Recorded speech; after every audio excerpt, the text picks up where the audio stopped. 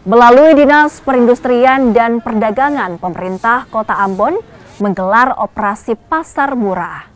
Hal ini dilakukan untuk mendorong ketahanan pangan, terutama pada komoditi beras, lantaran dapat memicu inflasi.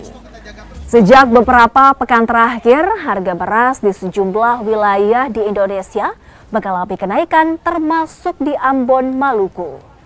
Naiknya harga beras terdampak dari kondisi kemarau yang terjadi. Kita berkoordinasi dengan Bulog untuk bagaimana kita nanti tetap melakukan operasi pasar. Operasi pasar sehingga kita mendorong untuk ketahanan pangan di Kota Ambon, khususnya dalam kaitan dengan produk komoditi beras ini, karena beras ini dia menjadi salah satu komoditi yang betul-betul dia sangat berdampak. Kenaikan 0 sekian persen saja dia akan berdampak kepada inflasi.